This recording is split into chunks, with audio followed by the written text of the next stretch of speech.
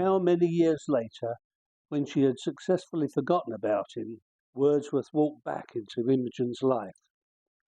The initial shock of his arrival without any warning distressed her. She held him away, but still allowed him into her house. He looked so helpless and beaten up, he slumped down upon her sofa and broke into uncontrollable wailing spasms. "Wordsworth, what do you want here?" "Lorna threw me out," said Wordsworth between sobs. "When?" 1996. "That's 5 years ago," Imogen said. "Yes." "So where have you been since then?" Imogen was genuinely curious now. "I moved in with Gabrielle, but then she threw me out." "Who's Gabrielle?" Imogen grew irritable when this new name was thrown into the mix of Wordsworth's screwed up life. "Oh, she was my flatmate."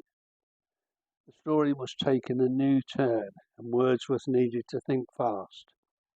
"When Lorna and I split up, I needed somewhere to live, and a girl at the agency knew someone who was looking for a flat share." "So why did she throw you out?" "She said I drank too much." "And did you?" "Maybe." "So why didn't you just get another flat?" "Because I quit my job." "You did what?" Imogen was now struggling to take in all of the wreckage of Wordsworth's life. "Why?" "I couldn't carry on with all the endless hypocrisy of the advertising world, the shallowness, the lies. That's why I was drinking." He was beginning to get into his stride now, and the story was going well. He was not only impressed with his presentation of the lie, but with the strength of the argument that lay within the lie. He believed himself. That's advertising. "So I just left everything behind and walked. I've nothing left of my former life." He began sobbing again, but worried that he may be getting a little too theatrical, he reined it in a bit and sniffed. "When did you leave your job?" "This morning. Can I stay here for a while, just until I get myself straight?" And just as he hoped she would, Imogen stroked his temple soothingly and said, "Of course you can." Slowly at first, but then with a little more abandon, they grew back into each other's company, and in time settled into a comfortable routine. They laughed again at each other's stories and walked by the river looking for kingfishers and watching anglers patiently waiting for a bite.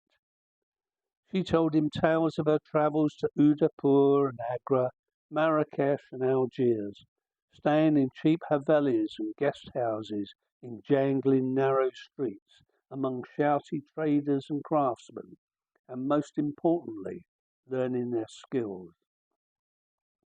Wordsworth's anecdotes, always steadfastly locked into his urban materialist lifestyle, were nonetheless entertainingly told, and Imogen loved them. There was still a connection, however tenuous. His evenings were spent hanging out in the kitchen, delighting in Imogen's cooking skills and eating her imaginative vegetarian meals, ever incredulous at the unlikely course his life had taken. In the daytime, while she laboured hammering out silver earrings and bangles in her small workshop at the front of the house, Wordsworth, using Imogen's paints and brushes, began painting in the back room. Initially his technique was timid and safe, but gradually loosened and improved over time, largely under Imogen's tutelage, and slowly he gained the confidence to sell his small landscapes on her market stall. He was contributing, and he felt secure. His days became filled with the musical jangling of her jewellery, the whisper of her leather sandals on the bare wood floor, and a heady aroma of smouldering frangipani incense sticks. Her music of choice was soft sitar ragas, and her meagre furnishings were enriched with colourful Rajasthani tapestries. He cut down on his drinking and even managed to acquire a taste for some of Imogen's homemade hedgerow wines. They would wander the fields and woodlands together, foraging for mushrooms, wild garlic, hazelnuts, and fruit, from which Imogen would conjure the most delicious soups and salads. He would spend long summer days lounging in the wildflower garden that she had carefully cultivated from seeds given to her by friends. Now Wordsworth shared this tranquil place with every kind of scurrying and flying insect, bird, reptile, small mammal, and was surprised to find himself content. Friends would arrive unannounced, bringing food and wine and musical instruments and homegrown weed, so that long evenings passed in joyful indolence and song.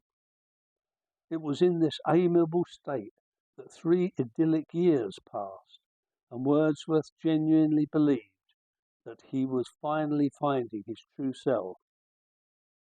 But in time, it was the very thing that made him love her, her irrepressible free spirit, that took her away from him.